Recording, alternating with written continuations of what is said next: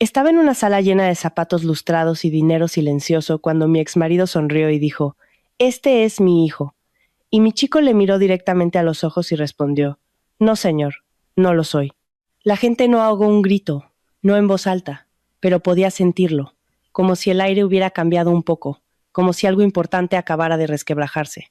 Llegaré a eso, porque ese momento no empezó ahí, empezó 19 años antes, en una cocina que olía a café quemado y a miedo. Estaba embarazada de 8 meses cuando Marcos deslizó los papeles del divorcio sobre la mesa de nuestra cocina. Era un martes. Lo recuerdo porque el camión de la basura había pasado temprano esa mañana y el contenedor seguía volcado de lado junto al bordillo. No había tenido energía para volver a meterlo. La luz del techo zumbaba débilmente sobre nosotros. Ese zumbido barato y fluorescente que dejas de oír después de un tiempo, hasta que algo como esto hace que todo vuelva a ser nítido. Marcos no se sentó. Se quedó de pie, frente a mí, como si estuviera dando una noticia en el trabajo. «No puedo hacer esto, Isabel», dijo tajante. «Tengo un ascenso en camino. Tengo oportunidades. No voy a tirar eso por la borda». Le miré fijamente, con una mano apoyada en mi vientre. El bebé se movió, lento, pesado. ¿Tirar el qué?, pregunté. Exhaló como si la que estuviera poniendo las cosas difíciles fuera yo. Esto, un niño, ahora mismo, es un mal momento, lo sabes. Recuerdo pensar mal momento como si estuviéramos hablando de una cita en el dentista. Luego empujó los papeles hacia mí. Ya he hablado con un abogado. Por supuesto que lo había hecho. Miré la primera página, mi nombre escrito a máquina pulcramente. El suyo ya firmado. El bolígrafo que había colocado al lado era uno de esos baratos azules que comprábamos a granel. Lo cogí. Me temblaba tanto la mano que la punta arañó el papel antes de tocarlo. La tinta se corrió ligeramente. No porque tuviera miedo, sino porque estaba furiosa. Furiosa con él, furiosa conmigo misma, furiosa por haber creído de verdad, que el amor era suficiente para evitar que alguien se marchara. Firme, sin gritos, sin escenas, solo el silencioso rasguño del bolígrafo sobre el papel y esa luz zumbante sobre mi cabeza. Él cogió los papeles, echó un vistazo a la firma y asintió levemente, como si acabáramos de cerrar una transacción. «Sacaré mis cosas para el fin de semana», dijo. Luego cogió las llaves y se fue. La puerta se cerró con un clic tras él. Y así, sin más, la casa se sintió más grande, más vacía. Me quedé allí de pie un buen rato, con una mano todavía en el estómago y la otra apoyada en el borde de la mesa, donde un gastado cuaderno de espiral estaba abierto. Ese cuaderno tenía apuntes de la compra, pañales, leche, el bono del bus. Llevaba semanas controlando cada céntimo. Recuerdo mirarlo y pensar, bueno, esto se acaba de poner más difícil. Día luz sola. Hospital Universitario Miguel Servet. Temprano por la mañana, una habitación fría, demasiado luminosa. Una enfermera de ojos amables me preguntó el nombre del padre para el certificado de nacimiento. Negué con la cabeza. No hay. Hizo una pausa y luego asintió, como si ya lo hubiera oído antes. El parto fue largo, doloroso, de esos que te despojan de todo lo demás hasta que solo quedáis tú, tu cuerpo y la fuerza que puedas encontrar. Y entonces lloró. Fuerte, vigoroso, casi con rabia. Lo pusieron sobre mi pecho y recuerdo reír y llorar al mismo tiempo. «Hola», le susurré. «Hola, mi niño». Le llamé Mateo. Y en ese instante algo cambió dentro de mí. El tipo de cambio que no entiendes del todo hasta años después. Ya no estaba sola. Los primeros meses fueron un borrón de agotamiento. Un piso diminuto en la calle de las Delicias. Un segundo sin ascensor. Las escaleras crujían cada vez que subía a la compra.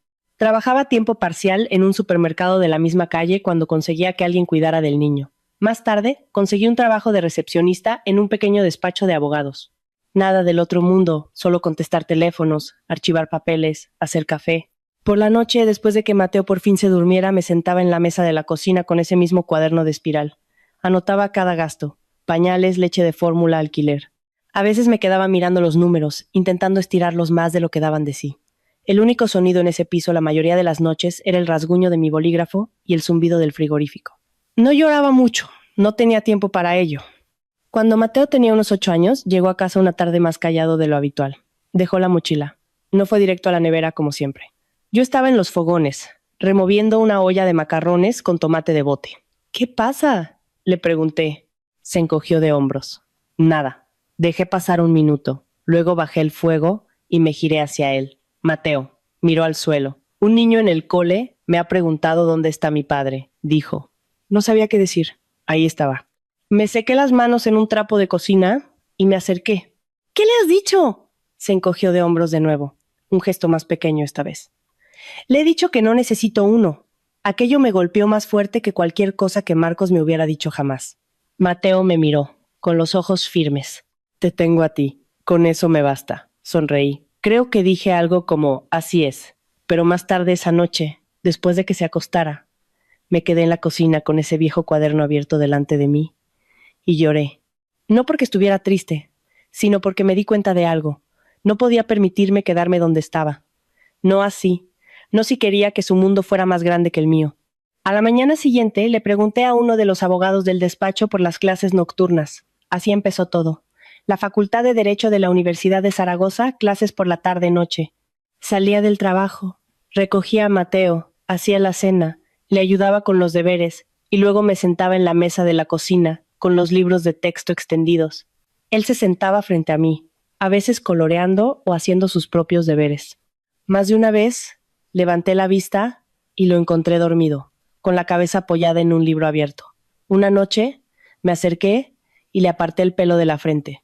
Estoy estudiando esto para que nadie pueda volver a acorralarnos, le susurré. No me oyó, pero lo decía en serio. Ese cuaderno de espiral cambió con el tiempo. Las primeras páginas eran números, presupuestos ajustados y cuidadosos. Luego vinieron apuntes garabateados de clase, definiciones, nombres de casos que al principio apenas podía pronunciar. Al final, era una mezcla de ambas cosas, supervivencia y conocimiento en el mismo lugar, un poco como yo. Pasaron los años. Pasé de recepcionista a auxiliar administrativa y luego asistente legal. Nada de la noche a la mañana, nada glamuroso. Solo presentarme, aprender, mejorar un poco cada año. Mateo creció de la misma manera. Callado, observador, agudo, no hablaba mucho de no tener padre, no tenía por qué, teníamos nuestro propio ritmo.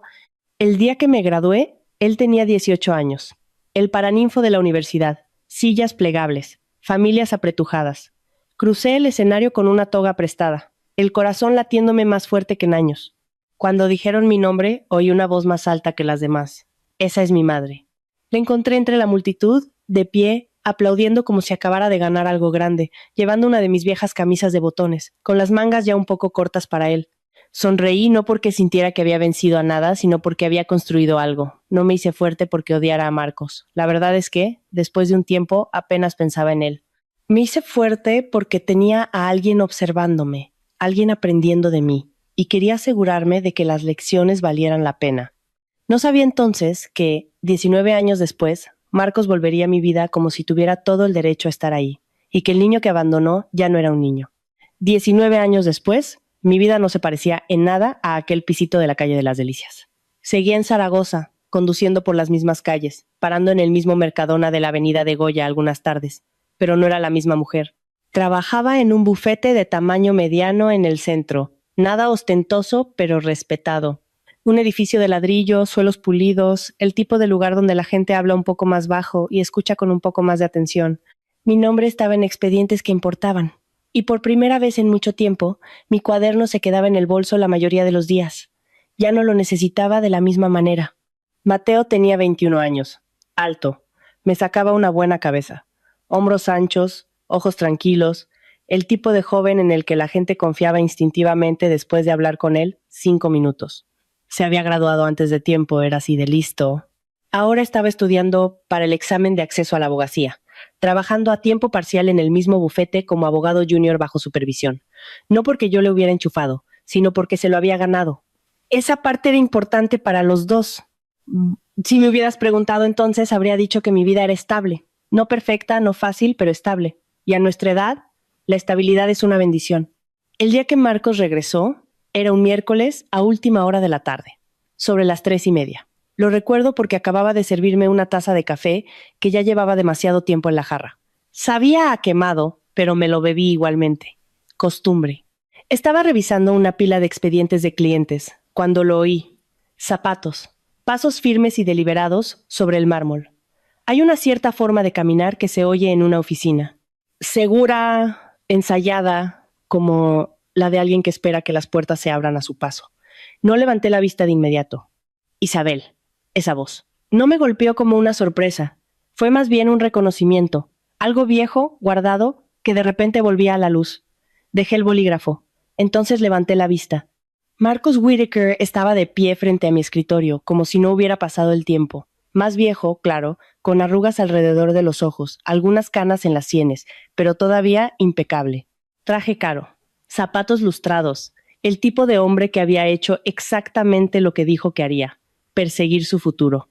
Por un segundo, ninguno de los dos habló. Luego esbozó una pequeña sonrisa. «Tienes buen aspecto», dijo. «Has sabido salir adelante. Casi me río, no en voz alta, solo en mi cabeza. 19 años». Y eso era lo primero que decía, como si estuviera comprobando un proyecto que había salido mejor de lo esperado. «Sí», dije simplemente. Asintió, como si eso le confirmara algo. «Siempre supe que lo harías», añadió. Ahí estaba, ese tono. No era exactamente un cumplido, ni tampoco otra cosa. Me recliné ligeramente en mi silla. «¿Qué quieres, Marcos?» Sin rodeos, sin fingimientos. Su sonrisa se tensó un poco. Directa al grano, entonces. «Estaba por la zona», dijo. Pensé en pasar a saludar. Enarqué una ceja. Uno no pasa a saludar por un bufete de abogados en el centro, a menos que tenga una razón. Me estudió por un segundo, como si estuviera recalculando. Luego suspiró. «De acuerdo», dijo. «Justo». Se ajustó la chaqueta. «Creo que es hora de que conozca a mi hijo». Ahí estaba. Sin disculpas, sin explicaciones, solo una petición. No una expectativa. No reaccioné de inmediato. No le di nada. Por dentro, sin embargo, algo se movió. No era rabia. No exactamente. Más bien claridad. 19 años de silencio. Ni una felicitación de cumpleaños, ni una llamada, ni una pregunta. Y ahora creo que es hora. Crucé las manos sobre el escritorio. Porque ahora vaciló. Solo una fracción de segundo. Luego se encogió de hombros. He estado pensando en las cosas, en el legado, en la familia. Legado. Casi sonreí de nuevo. Le observé con atención. El traje, el reloj, la forma en que se comportaba. Exitoso en la superficie, pero había algo más. Una tensión alrededor de los ojos. Una ligera impaciencia bajo la calma. Como si necesitara que esta conversación saliera de una manera determinada. «Has estado pensando», repetí. Asintió. «Estoy en un momento diferente de mi vida ahora», dijo. «Las cosas están cambiando». Ahí estaba. No era amor, no era arrepentimiento, era necesidad. «¿Qué tipo de cambios?», pregunté. Volvió a dudar, esta vez más tiempo. «Cambios en los negocios», dijo finalmente. «Ya sabes cómo es». Lo sabía. En nuestro trabajo los cambios solían significar problemas. De los grandes. Se acercó un poco más a mi escritorio. «No he venido a causar problemas, Isabel», dijo. «Solo quiero conocerle. Eso es todo. Eso es todo». Dejé que el silencio se alargara. En el pasillo alguien se rió. Sonó un teléfono. La vida seguía como si nada. Dentro de esa oficina, sin embargo, se sentía diferente. Todavía creía que tenía el control de la situación. Todavía creía que estaba fijando los términos. «No es un niño», dije finalmente. Marcos frunció ligeramente el ceño. «Por supuesto que no. ¿Tendrá qué? ¿19, 20 años?» 21, dije. Algo parpadeó en su rostro. Sorpresa. Quizás un poco de cálculo. 21, repitió. «Vaya. Sí, vaya. Trabaja aquí», añadí. Eso captó su atención. «¿Aquí?», dijo. Asentí. «Abogado junior, estudiando para el examen de acceso». Ahora sí que me miró de verdad. No la mirada rápida de antes. Una mirada más larga, como si estuviera viendo algo nuevo. «Eso es impresionante», dijo. Sonó genuino. Por primera vez, desde que entró, algo real se filtró. «Lo consiguió él», dije. «Por su cuenta». Marcos asintió lentamente. «Me gustaría conocerle», dijo de nuevo, más suave esta vez. Todavía no era una pregunta, pero se acercaba. Me recliné en mi silla de nuevo, estudiándole. ¿Hacía tantos años? Había pensado que conocía a este hombre. Pensé que entendía lo que le importaba. Resultó que solo entendía una parte, la parte que se marchó. «Hablaré con él», dije. Marcos soltó un pequeño suspiro. «Bien», dijo. «Eso está bien». Metió la mano en el bolsillo. Sacó una tarjeta de visita. La dejó sobre mi escritorio. «Me alojo en el Meliá del centro», dijo. «Puedes decirle que me llame o podemos quedar». No toqué la tarjeta. No necesitaba hacerlo. Se enderezó la chaqueta de nuevo. Miró alrededor de la oficina. «Te ha ido bien», dijo. Le miré a los ojos. A ti también, respondí. Otra pausa. Luego asintió una vez. Estaré en contacto, dijo. Y así, sin más, se dio la vuelta y salió por donde había venido. Confiado, controlado, como si acabara de gestionar otro asunto de negocios, me quedé sentada un largo momento después de que se fuera. La habitación parecía más silenciosa ahora. Incluso el zumbido del aire acondicionado parecía más fuerte. Miré la tarjeta de visita en mi escritorio, no la cogí, tampoco la tiré, simplemente la dejé ahí. Esa tarde encontré a Mateo en la cocina de casa, apoyado en la encimera, hojeando un grueso manual de preparación para el examen. El mismo sitio donde solía hacer los deberes de niño. Diferente libro, misma concentración. Has llegado pronto, dijo sin levantar la vista. Tarde tranquila, respondí. Dejé el bolso. El viejo cuaderno de espiral estaba dentro, metido entre carpetas. Todavía lo llevaba a veces. No siempre lo usaba, pero me gustaba saber que estaba ahí. Mateo cerró el libro y me miró. ¿Qué pasa? Siempre lo sabía. Daba igual lo pequeño que fuera, simplemente lo sabía. Me apoyé en la encimera frente a él. Respiré hondo. Tu padre ha venido hoy, dije, sin preámbulos, sin suavizarlo, solo la verdad. Mateo no reaccionó como la mayoría de la gente esperaría. Sin sorpresa, sin ira, solo quietud. Asintió una vez. Vale, dijo. Eso fue todo. Quiere conocerte, añadí. Mateo me sostuvo la mirada. ¿Quieres que lo haga? Preguntó. Simple, directo, sin dramas. Negué con la cabeza lentamente. Esto no va de lo que yo quiera, dije. Es tu decisión. Me estudió por un segundo. El tiempo suficiente para saber que realmente lo estaba pensando. ¿Por qué ahora? Preguntó. Me encogí de hombros ligeramente. Parece que necesita algo, dije. La boca de Mateo se torció levemente. Sí, dijo. Encaja. Nos quedamos allí, en la cocina. La misma habitación donde yo había estado años atrás, manteniendo una conversación muy diferente. Esta se sentía más estable, más fuerte. Mateo se apartó de la encimera, fue al fregadero, abrió el grifo, lo cerró de nuevo, pensando, ¿sabe algo de mí? Preguntó. No, dije. En realidad no, Mateo asintió. Bien, dijo en voz baja. Se volvió hacia mí. Entonces me reuniré con él, dijo. Le observé con atención. ¿Estás seguro? Esbozó una pequeña y tranquila sonrisa. Sí, dijo. Creo que debería. No había ira en su voz. Ni prisa. Solo certeza. Asentí. De acuerdo, dije. Cogió su libro de nuevo, lo abrió como si la conversación ya estuviera sentándose. Me quedé allí un momento más, observándole. El hombre en el que se había convertido. El hombre que Marcos nunca había conocido. Y por primera vez desde esa tarde me permití una pequeña sonrisa. No porque confiara en lo que venía, sino porque sabía una cosa con certeza. Marcos no tenía ni idea de a quién estaba a punto de conocer. La mañana siguiente llegué a la oficina más temprano de lo habitual. El centro de Zaragoza aún estaba despertando. Algunas personas con abrigos largos se apresuraban hacia los juzgados. El vapor salía de las alcantarillas. Esa luz gris aragonesa que hace que cada edificio parezca un poco más viejo de lo que es. Aparqué en el garaje frente al bufete, cogí mi bolso y me quedé allí un segundo antes de entrar. Tenía el estómago apretado. No era pánico ni miedo exactamente, solo esa vieja sensación familiar de prepararse para un golpe. Uno pensaría que después de 19 años, un hombre ya no tendría el poder de desestabilizarte, pero eso es lo que la gente no siempre entiende. No se trata de amor, ni siquiera de odio. A veces es solo memoria. El cuerpo recuerda lo que la mente ya ha archivado.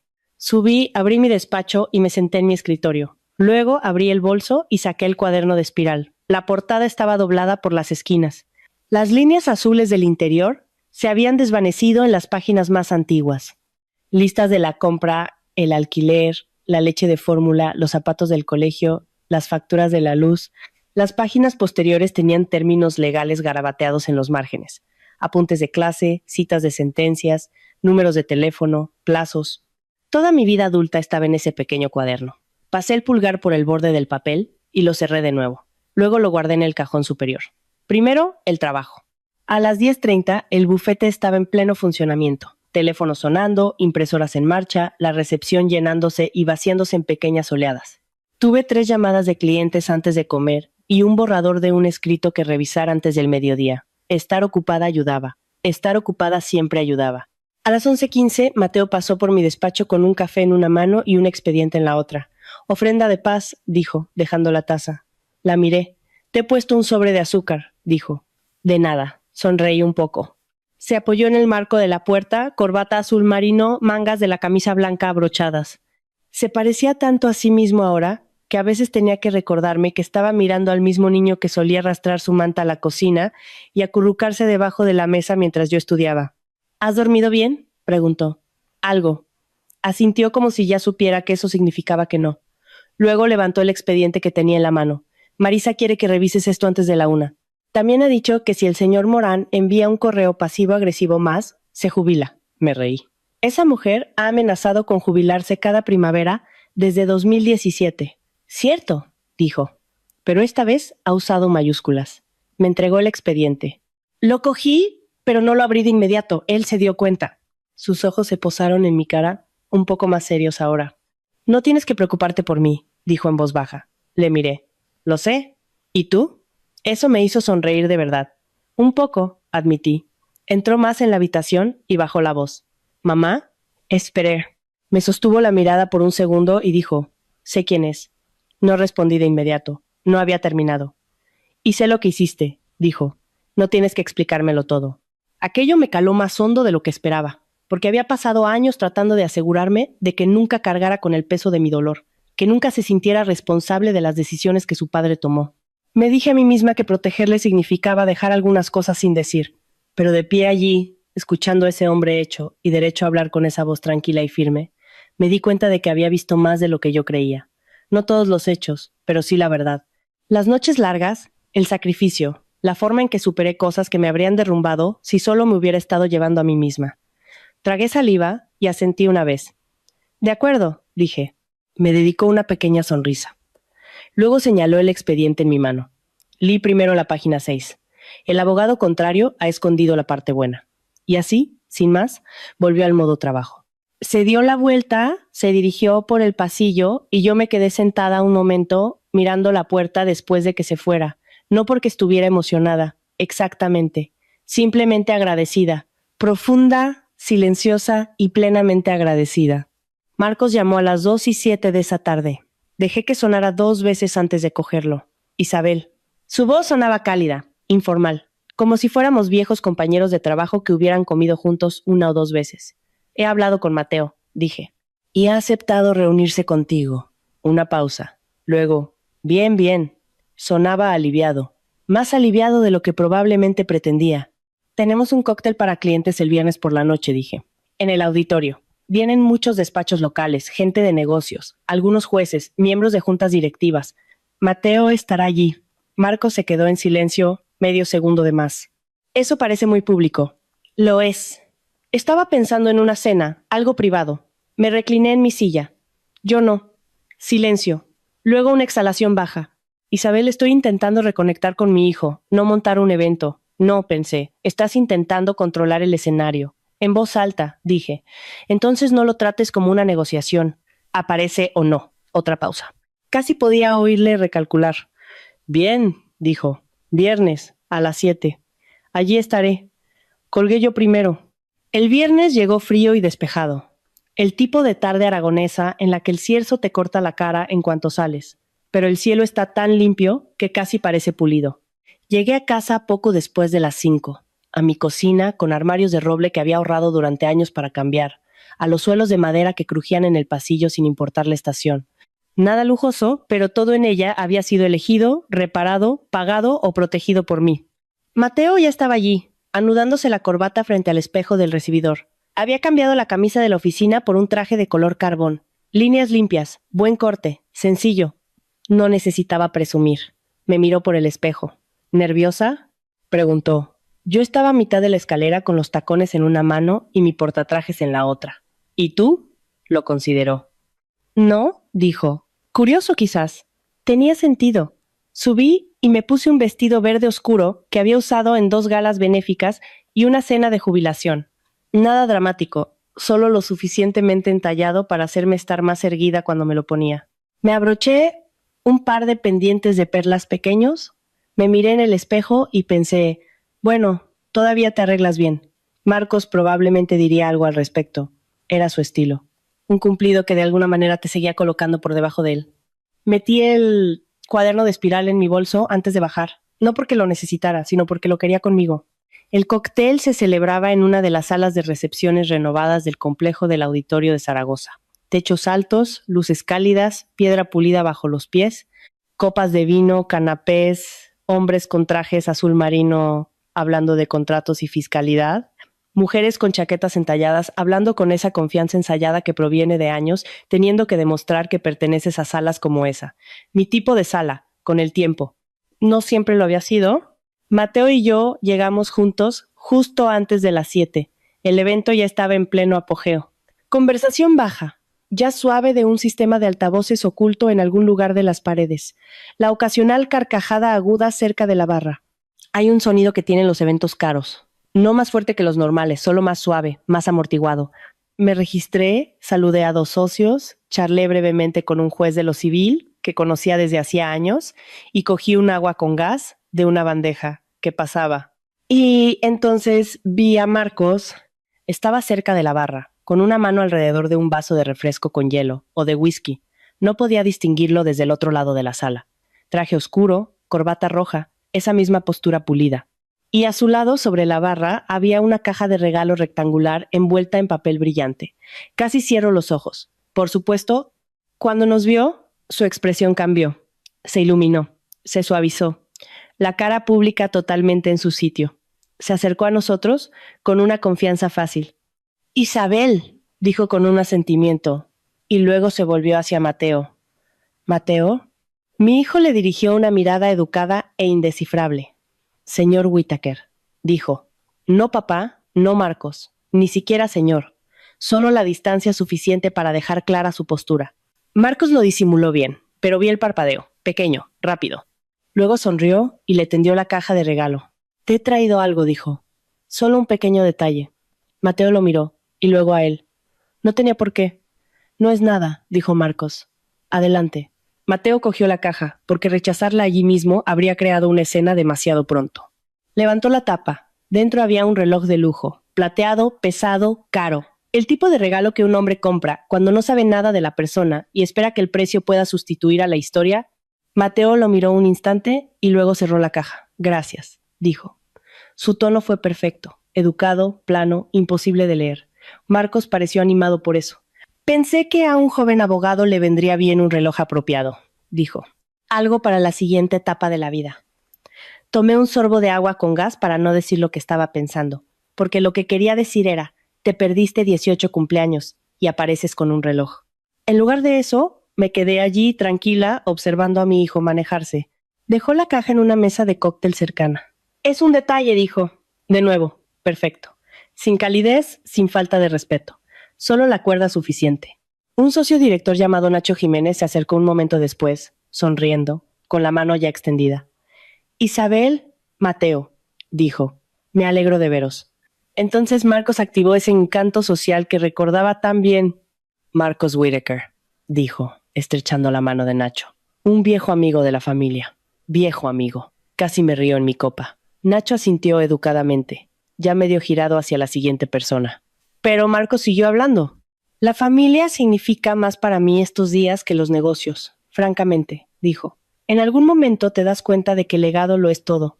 Los ojos de Mateo se encontraron con los míos por un brevísimo segundo. Luego volvieron a Marcos. No había expresión en su rostro, solo quietud. Y de alguna manera, eso era más fuerte de lo que habría sido la ira. Oí el hielo tintinear suavemente en el vaso de Marcos mientras lo levantaba. En la pausa que siguió, nadie se rió, nadie asintió.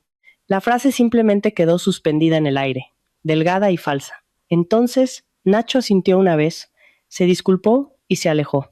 Marcos no pareció notar la frialdad. Puso una mano cerca del hombro de Mateo, sin tocarlo exactamente, pero lo suficientemente cerca como para sugerir familiaridad. «Tenemos mucho de qué ponernos al día», dijo. «Quizás después de esto, vamos a cenar». «Solo nosotros». Mateo le miró con calma. «Quizás», dijo. Esa única palabra tenía tan poca promesa que casi la admiré. Durante los siguientes 20 minutos, Marcos se movió por la sala. Esa era la mejor manera de describirlo. Saludaba a la gente, mencionaba nombres, hacía referencia a sus membresías en juntas directivas, pronunciaba pequeños discursos pulidos sobre el deber cívico y la ética empresarial. Se le daba bien, siempre se le había dado... Si no lo conocías, podrías haber pensado que era un hombre sólido, fiable, el tipo de hombre que donaba generosamente, que era mentor de jóvenes profesionales y que recordaba el nombre de la esposa de todo el mundo. Ese era el peligro de los hombres como Marcos.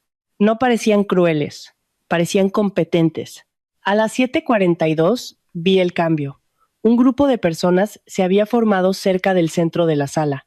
Socios, algunos clientes, 2 miembros de una junta de una fundación sin ánimo de lucro y un periodista de un diario económico local que siempre lograba encontrar estos eventos. Marcos estaba en medio de ellos, sonriendo, hablando un poco más alto ahora. Y entonces hizo exactamente lo que yo medio esperaba y aún así no podía creer. Extendió el brazo hacia Mateo y dijo, lo suficientemente alto para que el grupo lo oyera. Quiero que todos conozcáis a mi hijo. Todo en la sala pareció ralentizarse, no detenerse, solo reducirse. Sentí el pulso en mi garganta. Era el momento. Este era el momento que él creía que lo coronaría.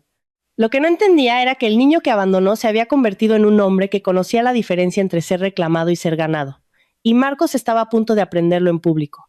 No me moví, no me precipité, no interrumpí. Esa fue una de las cosas más difíciles que aprendí como madre. Saber cuándo ayudar en realidad sería un estorbo. Marcos estaba allí, bajo esa suave luz dorada, con una mano todavía medio levantada hacia Mateo, sonriendo como si acabara de completar un círculo que nadie más podía ver. Algunas personas se giraron. Unas cuantas más pausaron su conversación. No lo suficiente para hacerlo teatral, pero sí lo suficiente para que importara. Mateo le miró durante un largo segundo. Luego hizo el más mínimo asentimiento. Buenas noches, dijo al grupo. Calmado, firme, profesional. Él no se abalanzaba sobre los momentos. Dejaba que vinieran a él. Marcos pareció complacido por la falta de resistencia. Se acercó un poco más. Todo encanto fácil ahora. Mateo está causando una gran impresión, dijo al grupo. Mente aguda, buenos instintos. Claramente tiene el empuje de los Whittaker. Ahí estaba. Ese viejo truco, llegar tarde y atribuirse el mérito del producto terminado. Una de las mujeres presentes, Laura Benítez, de la junta de una fundación local, sonrió educadamente y dijo, bueno, qué bien. Pero incluso desde donde yo estaba, pude oír la falsedad en su tono. La sala no se había inclinado hacia él. Se había vuelto cautelosa. Mateo dejó su bebida intacta en una bandeja mientras pasaba un camarero. Luego se ajustó los puños de la camisa. Pequeñas cosas, pequeños movimientos, pero yo le conocía. Sabía cuándo se estaba preparando. Marcos continuó.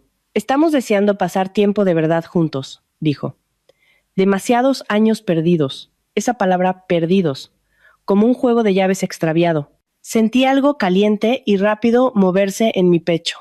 No lo suficiente para sacudirme. Solo lo suficiente para recordarme que la herida había cicatrizado, no desaparecido.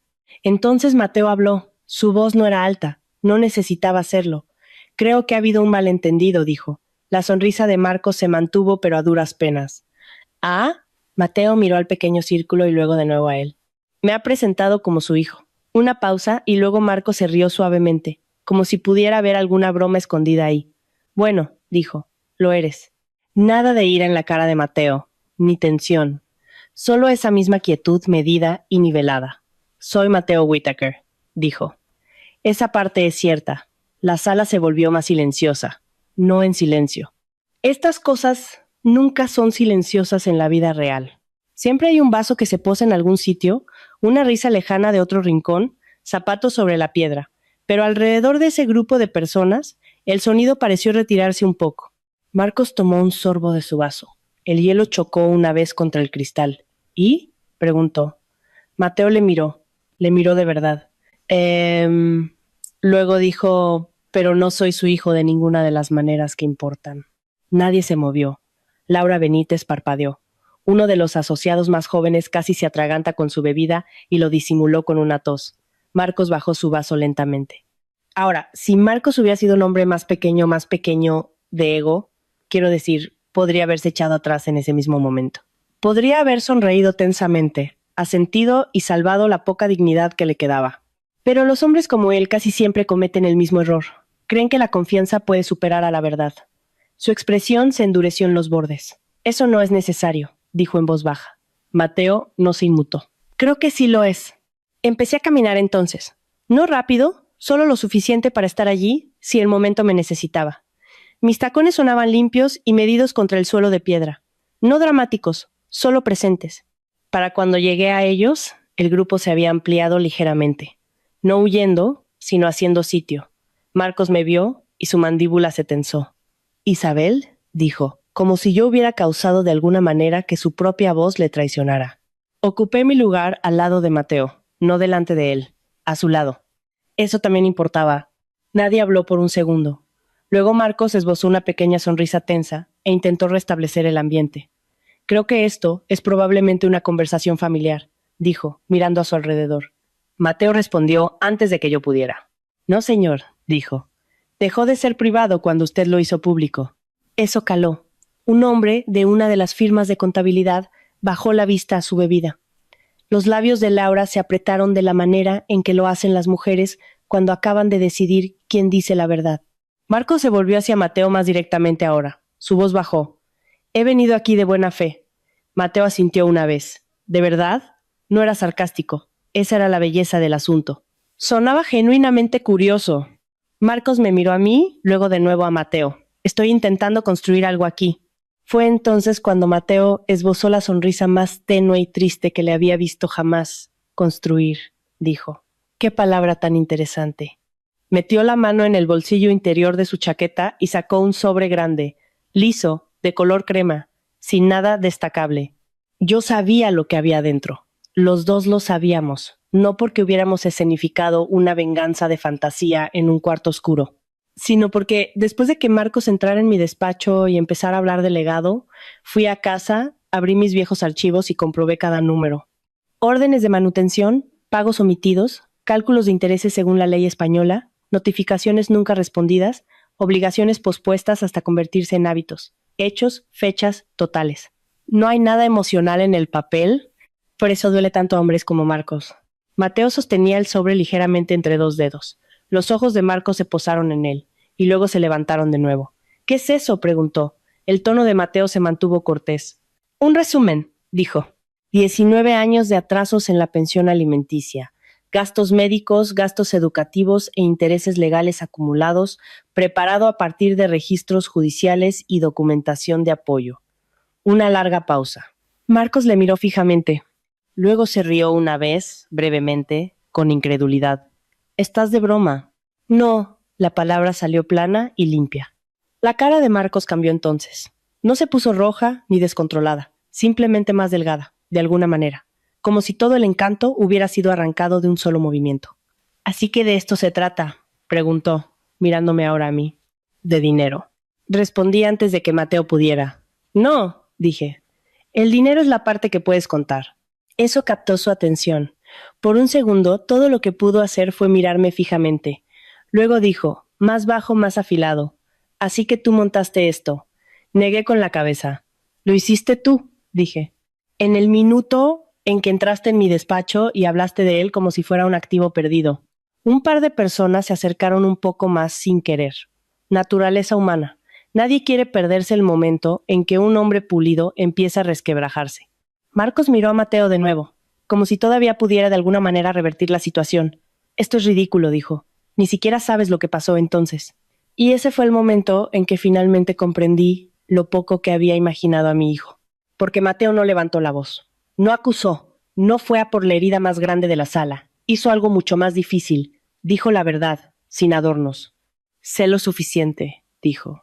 «Sé que mi madre tenía 2 trabajos cuando yo era pequeño. Sé que estudiaba en la mesa de la cocina después de medianoche mientras yo dormía junto a sus libros.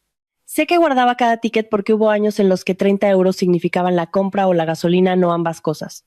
Sus ojos se dirigieron una vez hacia mí y luego de nuevo a Marcos. «Y sé que tú no estabas». Podía sentir cómo la sala lo absorbía, no como un cotilleo, sino como un juicio. Marcos se enderezó, probando la indignación ahora que el encanto le había fallado. «¿Crees que me conoces por una sola versión de la historia?» La expresión de Mateo no cambió. «No», dijo. «¿Le conozco por su timing?» Esa dolió incluso más que el sobre, porque era verdad. Todos los presentes podían verlo. 19 años de nada. Luego, Una aparición en una sala con jueces, socios, clientes y donantes. Un reloj de lujo en una caja de regalo. Un discurso sobre el legado. Habría sido divertido si no fuera tan insultante.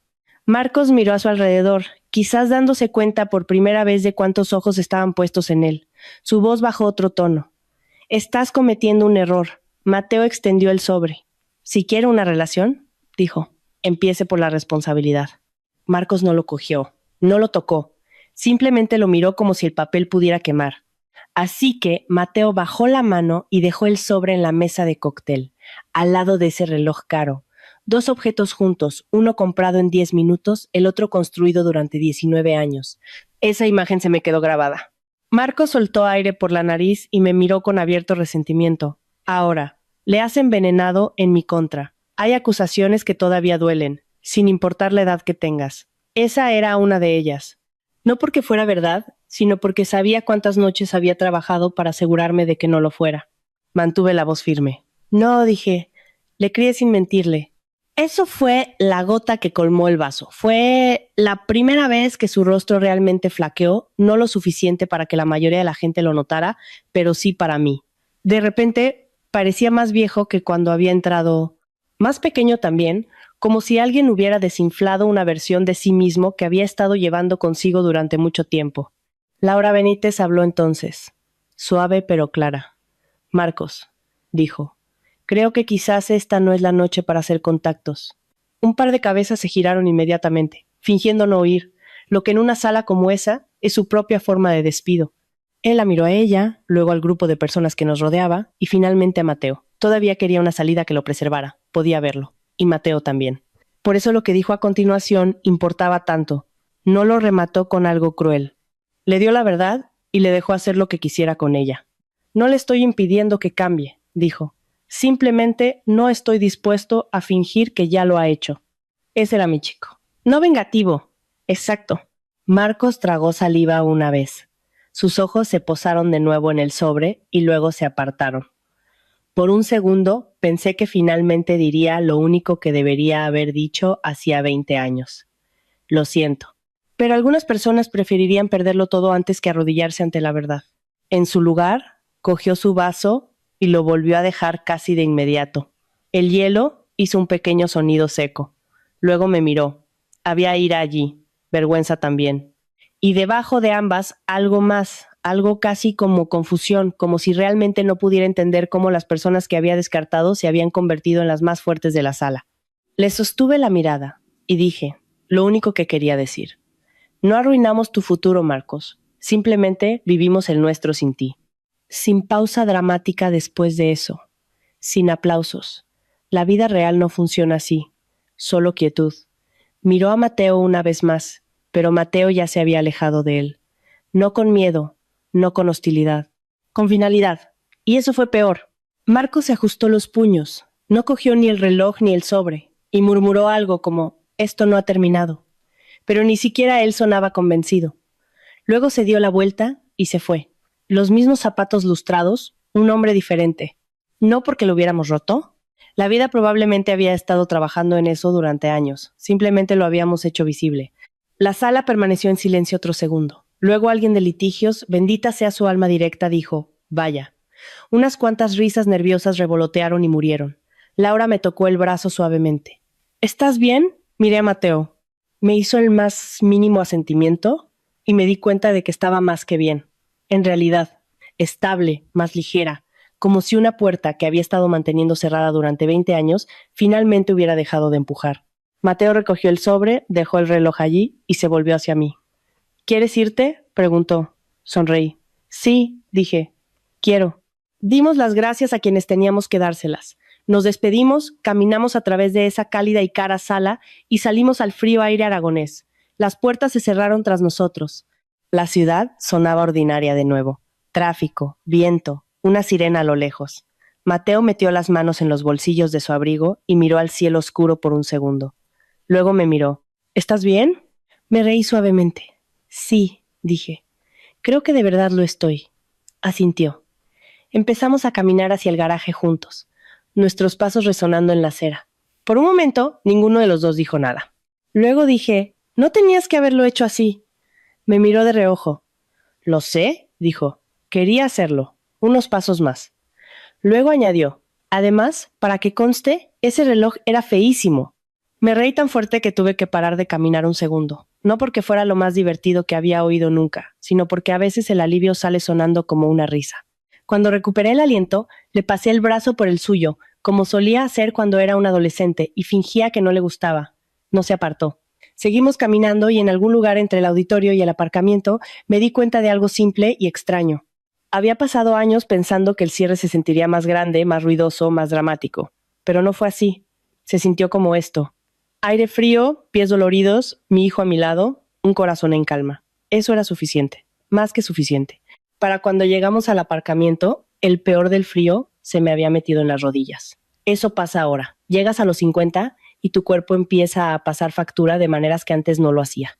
Mateo abrió el coche para mí primero, de la misma manera silenciosa en que hacía la mayoría de las cosas, sin teatro, sin aspavientos, solo consideración integrada en él tan profundamente que le salía como respirar.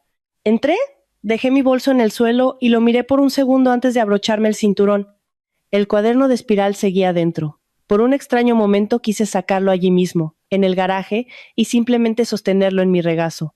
No porque necesitara consuelo, sino porque quería sentir toda la distancia entre el entonces y el ahora. Mateo arrancó el motor y puso la calefacción.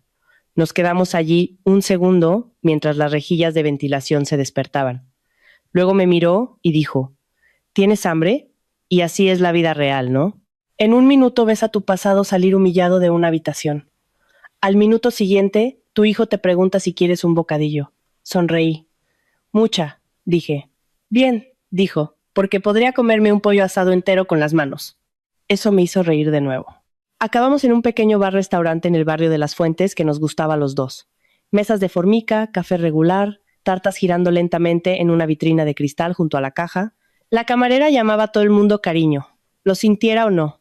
Nos sentamos en un reservado cerca de la ventana. Mateo se aflojó la corbata. Yo me quité los tacones debajo de la mesa por un minuto y estiré los dedos de los pies. La camarera se acercó con las cartas, luego miró a Mateo y dijo, «¿Te pareces a tu madre?» Él sonrió. Eso me favorece. Cuando se fue le miré un segundo más de lo habitual. Se dio cuenta. ¿Qué? Dijo. Negué con la cabeza. Nada. No era del todo cierto. Lo que realmente estaba pensando era esto. Marco se había perdido las mejores partes durante 19 años. No los logros, no los títulos ni los trajes y la voz pulida. Las partes reales. La forma en que Mateo siempre sujetaba las puertas sin pensar. La forma en que leía el ambiente antes de hablar. La forma en que podía hacerme reír cuando ni siquiera me había dado cuenta de lo tensa que me había puesto. La forma en que se había convertido en un buen hombre. Eso no fue un accidente. Y desde luego no se heredaba de un discurso sobre el legado con un vaso de whisky.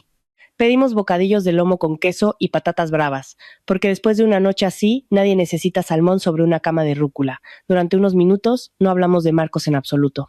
Hablamos del trabajo, de si Marisa iba en serio esta vez con la jubilación, de un juez que Mateo había observado esa semana y que aparentemente tenía la costumbre de limpiar sus gafas cada vez que el abogado contrario le molestaba. Cosas normales. Lo aprecié más de lo que puedo explicar. Luego, en algún momento entre la llegada de los bocadillos y la segunda taza de café, Mateo me miró y dijo, ¿alguna vez envió algo? Sabía a qué se refería. Una vez dije, una felicitación de cumpleaños cuando tenías 3 años. Sin dinero, sin ninguna nota más allá de su nombre. Mateo asintió. Eso también encaja. Sonreí débilmente. Dices mucho eso, porque al parecer el hombre es extremadamente coherente. ¿Eso me hizo gracia? ¿Me reí en mi café? Luego ambos nos quedamos en silencio. No un silencio incómodo, sino pensativo. Finalmente dijo, no estaba enfadado esta noche. Levanté la vista. ¿No? Negó con la cabeza. En realidad no. Pensé que podría estarlo, pero sobre todo, buscó la palabra, sobre todo, sentí lástima por él. Eso me sorprendió un poco. No porque fuera hablando, sino porque era verdad. Me recosté y estudié su rostro. Parecía cansado ahora. La adrenalina se había ido, más joven de alguna manera sin todo ese control cuidadoso encima. ¿Por qué?, pregunté. Se encogió de hombros. Porque entró en esa sala pensando que podía reclamar algo que nunca construyó. Eso es triste. Dejé que eso se asentara entre nosotros. Luego asentí. Sí, dije, lo es. Le dio un bocado a su bocadillo, masticó, tragó. Luego me miró e hizo la pregunta que sabía que había estado esperando toda la noche. ¿Por qué nunca fuiste a por él con más dureza? No respondí de inmediato. La camarera vino a rellenarnos el café. Alguien dejó caer cubiertos en la cocina. Una canción pop sonaba suavemente desde un altavoz cerca de la vitrina de las tartas. Envolví ambas manos alrededor de la taza y dije, estaba cansada. Mateo escuchó. Cuando eras pequeño cada hora importaba, cada euro importaba. Llevaba un registro, seguí las órdenes que había, presioné cuando pude, pero la mayor parte del tiempo exhalé. La mayor parte del tiempo, sobrevivir me quitaba toda la energía. Asintió lentamente. Me lo imaginaba. No quería que toda mi vida se convirtiera en perseguir a un hombre que ya me había demostrado lo que era. Salió más claro de lo que pretendía, pero quizás la claridad era lo correcto. Mateo se reclinó. Me alegro de que no lo hicieras, dijo. ¿Ah, sí? Sí. Cogió una patata, me señaló con ella. Porque si hubieras hecho que toda tu vida girara en torno a él, no habrías tenido tiempo de construir la tuya. A veces tus hijos dicen algo tan simple y tan correcto que te preguntas, ¿por qué pasaste años tratando de explicarles la vida? Sonreí. Eso es irritantemente sabio. Eso también lo saco de ti. Cuando llegamos a casa, la casa estaba silenciosa y cálida. Me puse unos pantalones de pijama de franela y una de mis viejas sudaderas de la Universidad de Zaragoza, me lavé la cara y me quedé en el baño un minuto mirándome en el espejo. El maquillaje había desaparecido. Los pendientes estaban en el lavabo. Mi pelo se había aplastado por la noche. Parecía cansada, pero también parecía yo misma, sin actuación, sin una sala llena de gente, sin una postura cuidada, solo yo. Bajé y encontré a Mateo en la cocina sirviéndose un vaso de agua. La caja del reloj de regalo estaba sobre la encimera. La miré fijamente. ¿Te la has traído a casa? Pregunté. Miró por encima del hombro. Ah, sí. Estaba en la mesa al lado del sobre. Pensé que si la dejaba allí, alguien la robaría. Me acerqué y abrí la caja de nuevo. El reloj brillaba bajo la luz de la cocina. Caro, frío, sin sentido. Mateo bebió un sorbo de agua. ¿Qué hago con él? Cerré la tapa. Véndelo, dije. Usa el dinero para el préstamo de la preparación del examen. Sonrió. Ahora sí que suena poético, dijo. Le señalé. No te pongas literario conmigo. Estoy demasiado cansada. Se rió. Luego, su rostro se suavizó un poco. Mamá, le miré. ¿De verdad estás bien? Ahí estaba de nuevo. Esa pregunta, hecha con más honestidad a medianoche en una cocina que bajo los candelabros 2 horas antes. Lo pensé de verdad. Luego asentí. Sí, dije, lo estoy. Me estudió un instante más y pareció satisfecho. Bien, dijo, me voy a la cama. Al pasar a mi lado, me tocó el hombro. Rápido, natural, el tipo de contacto que no olvidas porque no intenta ser memorable. Luego subió las escaleras. Me quedé en la cocina. La casa crujió una vez al encenderse la calefacción. Y finalmente, después de todo el ruido, la memoria y la tensión de los últimos días, saqué el cuaderno de espiral de mi bolso. Me senté a la mesa y lo abrí. La primera página todavía tenía una lista de la compra de hacía 20 años. Leche, pan, pañales, huevos. Mi letra parecía más joven entonces, más apretada, más cuidadosa. Pasé las páginas lentamente. Abono del bus, factura de la luz, leche de fórmula. Más tarde, apuntes de temas, definiciones legales, plazos judiciales, listas de tareas a medio hacer. La cita de Mateo en el dentista, un recordatorio para comprar cartulina para un proyecto de historia de sexto de primaria, las tasas de la matrícula, una nota para mí misma que solo decía, sigue adelante. Esa me llegó, no de una manera dramática, con lágrimas cayendo por mi cara, simplemente, en silencio, porque recordé a la mujer que la había escrito. Estaba asustada, sin un duro, sola, enfadada de maneras que apenas tenía tiempo de sentir. Pero siguió adelante de todos modos. Y esa mujer, sentada bajo una luz de cocina zumbante, con un niño dormido en la habitación de al lado, no tenía ni idea de lo que vendría. No sabía que se volvería buena en su trabajo, no sabía que su hijo se convertiría en alguien estable y amable. No sabía que un día el hombre que se marchó volvería y no encontraría sitio para sí mismo. Ella solo sabía lo que tenía delante, la siguiente factura, la siguiente clase, la siguiente mañana. ¿Y eso fue suficiente? Cerré el cuaderno y apoyé la mano en la portada. Luego, me reí suavemente para mí misma, porque después de todos esos años llevando las cuentas, lo que más importaba nunca había cabido en una página. Ni la dignidad, ni la paz, ni el tipo de amor que se construye en días ordinarios y pequeñas decisiones y noches cansadas en las que haces lo correcto de todos modos. Marcos pensaba que el éxito era algo que se exhibía. Yo aprendí que era algo que se vivía. Y Mateo era la prueba más clara de ello que podía imaginar. Marcos contactó una vez más después de aquello. Un correo electrónico, corto, rígido, pidiendo continuar la discusión en un entorno más apropiado. Lo miré durante quizás 10 segundos, luego lo reenvié a mi carpeta personal y nunca respondí. El asunto legal procedería como tuviera que proceder, a través de abogados, de papeles, a través del mismo sistema en el que había confiado cuando le protegía y que había ignorado cuando le exigía algo a cambio. Pero yo había terminado, no de una manera dramática de tierra quemada, simplemente había terminado. Esa puede ser la sensación más satisfactoria del mundo una vez que te la has ganado. Dejar de cargar con lo que ya no te pertenece. Dejar de ensayar viejas conversaciones. Dejar de desear que alguien hubiera sido mejor. No le perdoné esa semana. No me convertí de repente en una de esas mujeres que dicen que todo pasa por algo. Algunas cosas pasan porque alguien es egoísta. Algunos daños son simplemente daños. Pero no todos los daños tienen la última palabra. Y esa parte importa. Porque sé que hay mujeres escuchando esto. Mujeres que fueron abandonadas, menospreciadas, subestimadas, ignoradas o forzadas a construir con 2 manos lo que debería haber sido llevado por 4. Y si esa eres tú, entonces ya sabes que esta historia no trata realmente de un hombre engreído siendo humillado en público. Trata de lo que viene después del abandono. Trata de en quién te conviertes mientras nadie aplaude. Trata de los años privados que hacen posible el momento público. Esa es la parte que la gente no ve cuando mira a mujeres como nosotras. Ven la calma, la competencia, la versión terminada. No ven los macarrones de bote, el autobús que se escapa, los bolígrafos baratos, las noches que te quedaste en la mesa de la cocina tratando de hacer que los números cuadraran. No oyen el zumbido del frigorífico a la 1 de la madrugada mientras averiguas cómo sobrevivir otra semana. Pero ahí es donde se construye tu vida. No en la venganza, sino en la reconstrucción. Y si la venganza llega, por lo general no se parece a lo que la gente espera. No es ruidosa, no es salvaje, ni siquiera es especialmente glamurosa. A veces es solo esto. El hombre que se fue regresa esperando encontrar ruinas y en cambio descubre que él es lo único que ya no encaja. Esa fue mi venganza. No herir a Marcos, sino superarlo por completo.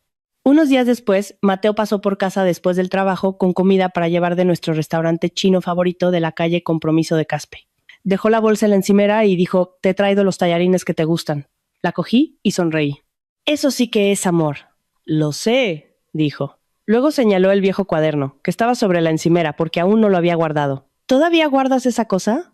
No sé, dije, honestamente. Lo cogió, hojeó un par de páginas y me lo devolvió con cuidado. Deberías, dijo.